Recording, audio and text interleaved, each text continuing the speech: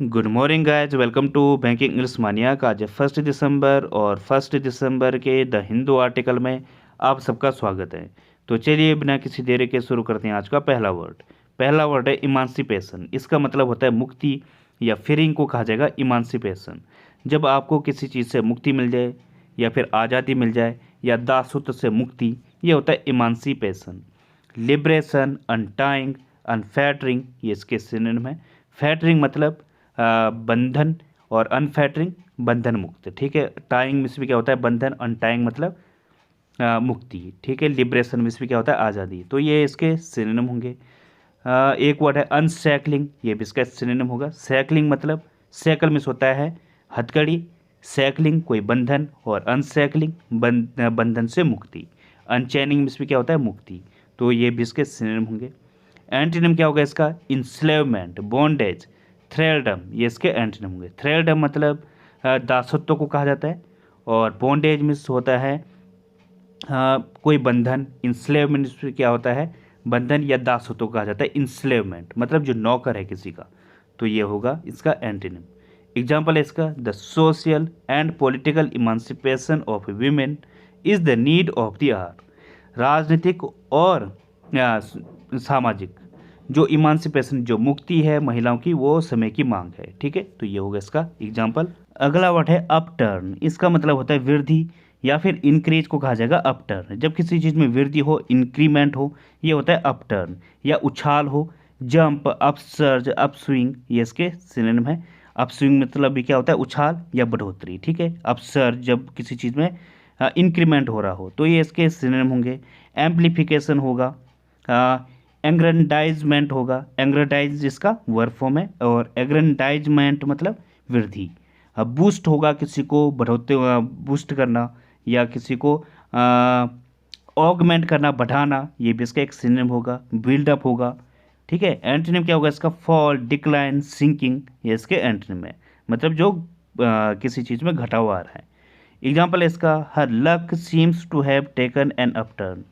जो उसका लक है वो प्रतीत होता है कि वो इन वृद्धि, उसमें वृद्धि हो रही है या वो बढ़ रहा है। ठीक है, तो ये होगा। अगला वर्ड है एरिड। इसका मतलब होता है शुष्क या ड्राई को कहा जाएगा एरिड। बैरन, डेजर्ट, मॉइस्चरलेस, ये इसके सिनोनिम है।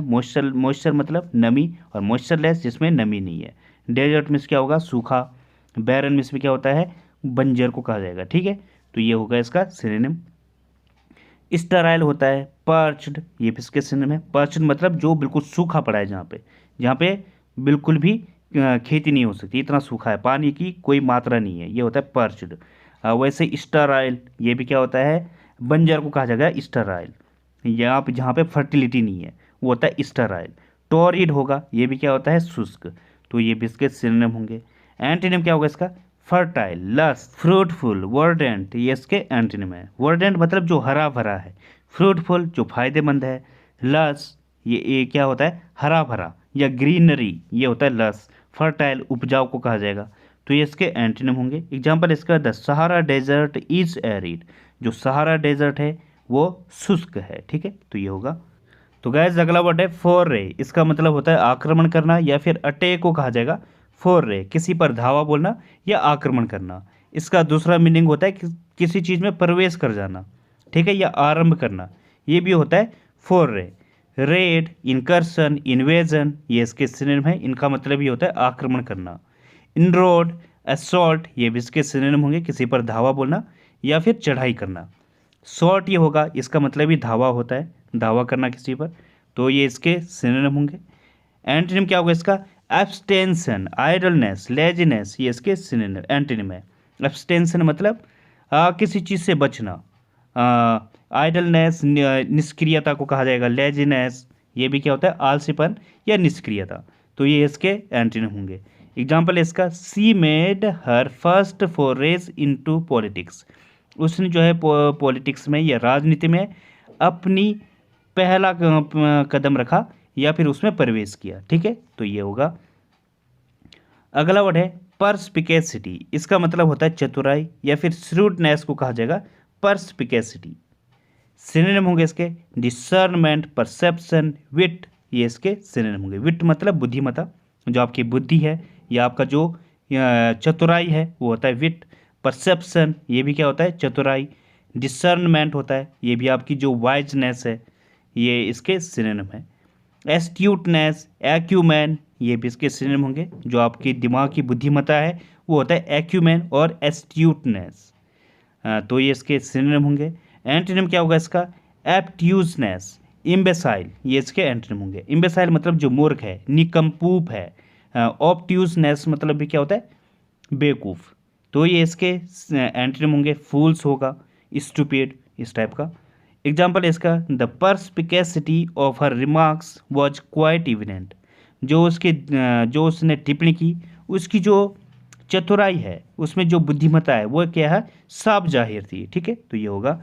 अगला वर्ड है रिडेम्पशन, इसका मतलब होता है क्षतिपूर्ति, या रिट्रीवल को कहा जाएगा रिडेम्पशन। जैसे डॉगी है, ये समुद्र में कुछ फेंका था ये लकड़ी, और ये वापस लेके आ गया, मतलब उसने क्षतिपूर्ति कर दी है, वापस लेके आ गया है। तो कोई चीज़ जब आपको पुनः प्राप्त हो जाए, ठीक है, वो होता है रिडेम्पशन। इसका एक और मीनिंग भी होता है, किसी चीज़ से छुटकारा पाना या किसी चीज़ से आज़ादी पाना, साल्वेशन, आज़ादी को कहा जाएगा। ठीक है, तो ये भी एक सेंस दे गए। सिनोनिम होंगे इसके रिकवरी, रिक्लेमेशन, विंडिकेशन, ये इसके सिनोनिम होंगे।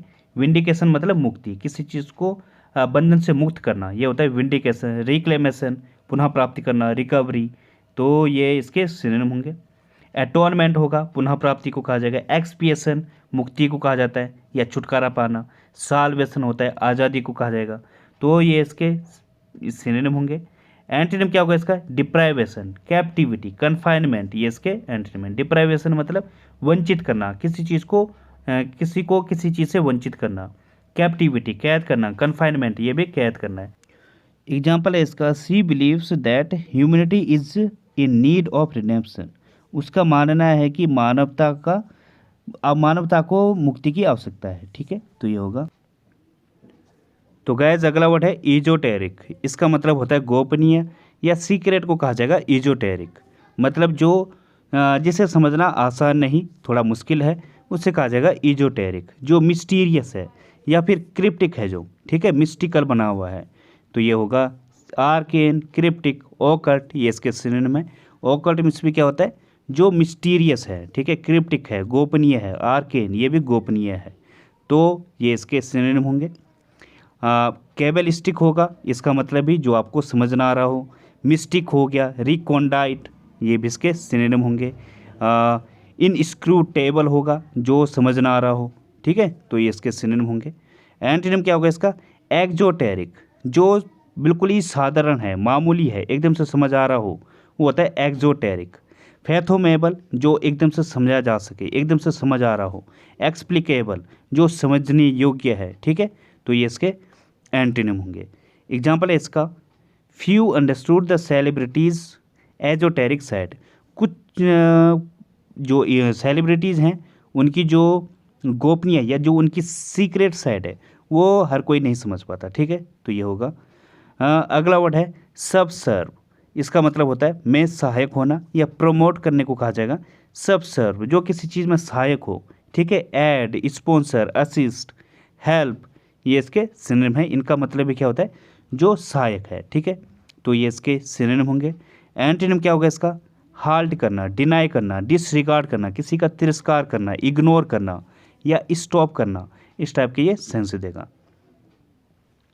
एग्जाम्पल है इसका, लाइट एक्सरसाइज सबसर्व्स डाइजेशन, जो हल्की एक्सरसाइज है वो डाइजेशन में सहायक होती है। ठीक है, तो ये होगा इसका एग्जाम्पल। तो गैस अगला वर्ड है रौंची, इसका मतलब होता है कामोत्तेजक या फिर सेक्सी को कहा जाएगा रौंची। मतलब जो कामोत्तेजक हो, वलपचस्व हो, एल्योरिंग हो, ऑब्सीन हो, उसे कहा जाएगा रौंची। ऑब्सीन मतलब जो अश्लील है, एल्योरिंग जो आकर्षक टाइप का है, आपको आकर्षित करे, वलपचस्व है, ये क्या होता है, जो कामोत्तेजक है या फिर अश्लील है। ठीक है, तो ये इसके सिनोनिम होंगे। लस्टफुल है, ये भी क्या होता है, कामुक। ल्यूड, स्मूटी, इनका मतलब ही कामुकता को कहा जाएगा। लेचरस होगा, ये भी इसका एक सिनोनिम होगा। सेलेसियस होता है। ठीक है, इन सब का मतलब क्या है, कामुक। एंटोनिम क्या होगा इसका, जो क्लीन है, डिसेंट है, प्यूरिटेनिकल है, नैतिकता को कहा जाएगा या नैतिकतावादी को कहा जाएगा प्यूरिटेनिकल। स्टेड, इसका मतलब भी जो नैतिकतावादी है या डिसेंट टाइप का है, तो ये इसके एंटीनिम होंगे। एग्जाम्पल इसका, the boys looked pretty raunchy after a night of drinking. रात भर शराब पीने के बाद लड़के काफ़ी कामोत्तेजक लग रहे थे। ठीक है, तो ये होगा इसका एग्जाम्पल।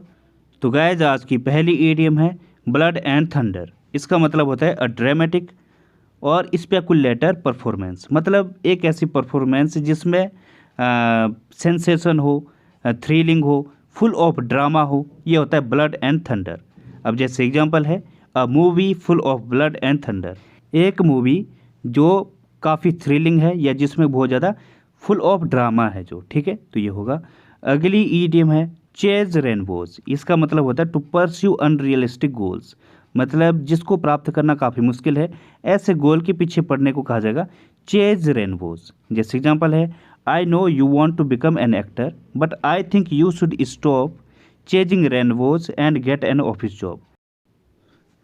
मैं जानता हूँ कि तुम एक एक्टर बनना चाहते हो, लेकिन तुम्हें ये अनरियलिस्टिक गोल को प्राप्त करने के लिए इनका पीछा करना स्टॉप करना पड़ेगा और कोई ऑफिस जॉब प्राप्त करनी होगी। ठीक है, तो ये होगा इसका एग्जाम्पल। अगली ईडियम है कम रेन और साइन।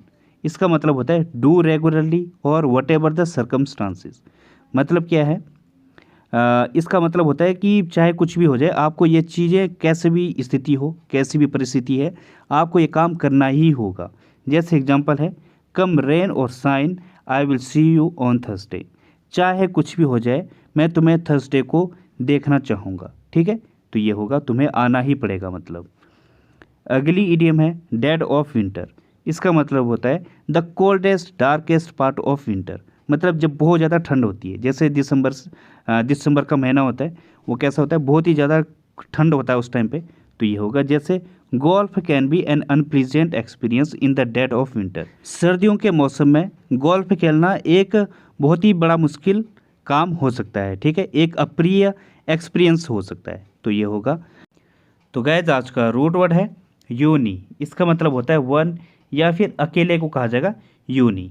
अब देखते हैं क्या क्या वर्ड बनते हैं इससे। जैसे यूनिसाइकिल, इसका मतलब होता है मोनोसाइकिल या फिर एक पहिया वाली जो साइकिल होती है उसे कहा जाएगा यूनिसाइकिल। मोनो भी क्या है, एक रूट वर्ड है, इसका मतलब भी क्या होता है वन। अगला वर्ड है यूनाइटेड। इसका मतलब होता है कंबाइंड या फिर एकजुट को कहा जाएगा यूनाइटेड। यूनिसन, इसका मतलब होता है कॉरेस्पॉन्डिंग एग्जैक्टली, मतलब जिसमें तालमेल है, एकता है, उसे कहा जाएगा यूनिसन। सामंजस्य है जिसमें। यूनिक, इसका मतलब होता है one kind, one of a kind, मतलब जो एकमात्र है या फिर जो डिफरेंट है, जो दुनिया में सिर्फ एकमात्र अकेला है। ठीक है, ये यूनिक क्वालिटी है इसके अंदर, औरों के अंदर नहीं है। ठीक है, ये होता है यूनिक। तो ये होंगे आज के रूट वर्ड।